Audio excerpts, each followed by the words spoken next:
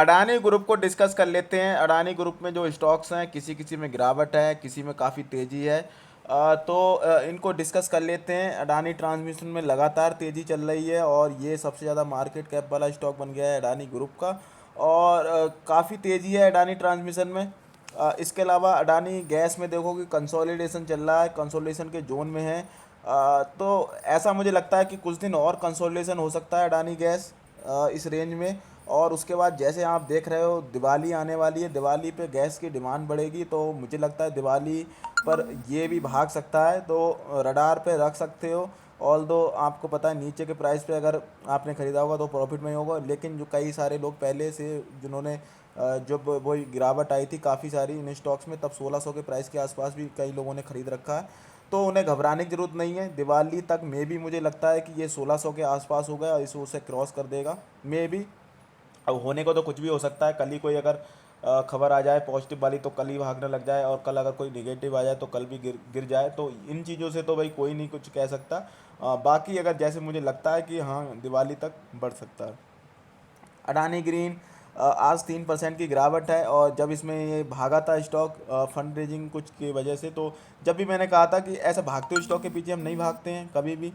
भागते हुए स्टॉक को ना तो मैं चेस करता हूँ, लगातार मैं बोलता रहता हूँ। मोमेंटम चेस करने में हो सकता है आपको एक बार फ़ायदा हो जाए, जैसे अगर आईआरसीटीसी में आपने मोमेंटम चेस किया होगा आप प्रॉफिट में होगे। जैसे आपने अगर लक्ष्मी केमिकल में मोमेंटम चेस किया होगा आप प्रॉफिट में होगा।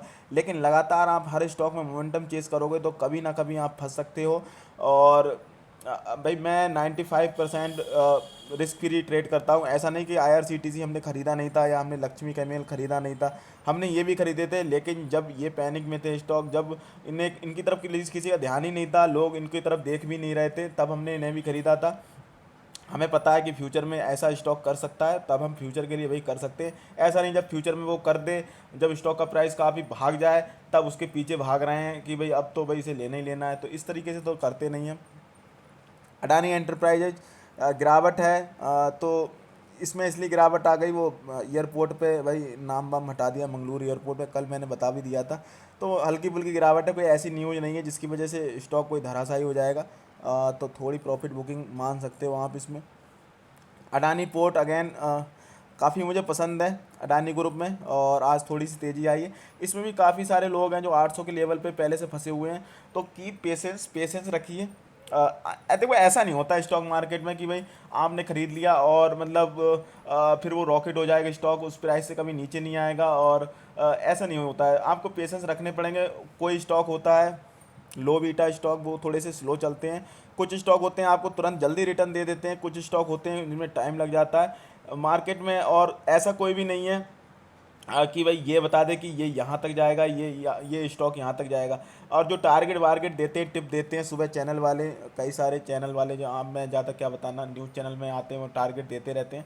तो ऐसे टारगेट देने से कुछ नहीं होता। टारगेट ना कभी हिट होते हैं और ना टारगेट कभी लगते हैं। और मैक्सिमम जो भी लोग वहाँ से करते हैं टारगेट लेके, टिप आप दूसरे से टिप लेंगे तो हमेशा आप लॉसेस ही खाएंगे।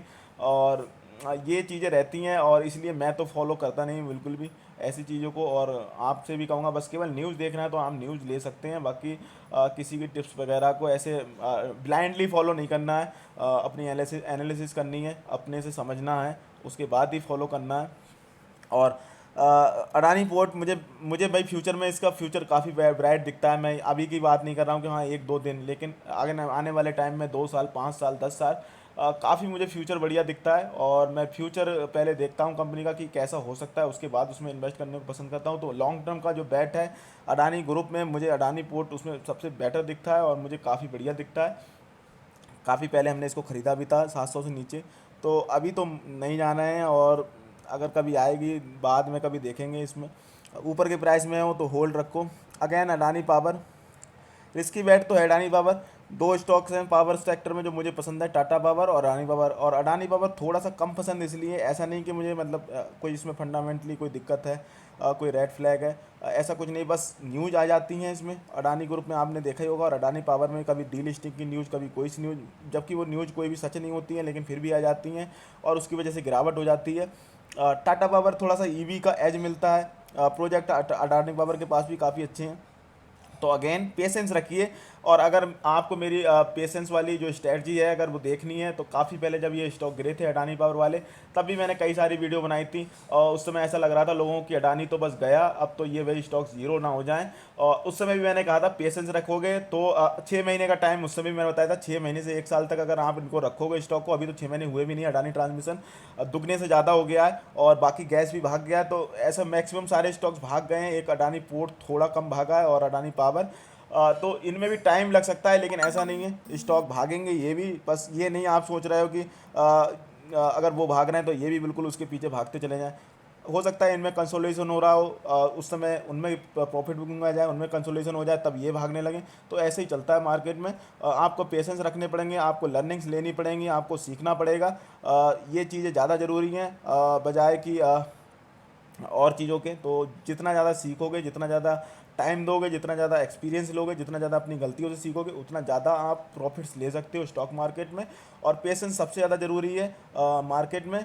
और ये चीज़ें हैं तो मैंने आपके साथ भाई शेयर कर दी हैं। मेरे जो व्यूज़ हैं मैं आपको हमेशा बताता रहता हूँ, टाइम टू टाइम लेके आता रहता हूँ। और बाकी तो देखो आपकी मर्ज़ी है, आपका पैसा है। फाइनेंशियल एडवाइजर से पूछ सकते हो, अपना एक व्यू बना सकते हो। सुननी सबकी है, करनी अपनी है। चैनल पर नया है तो चैनल को सब्सक्राइब कर लेना, वीडियो को दोस्तों के साथ शेयर कर देना। जय हिंद दोस्तों।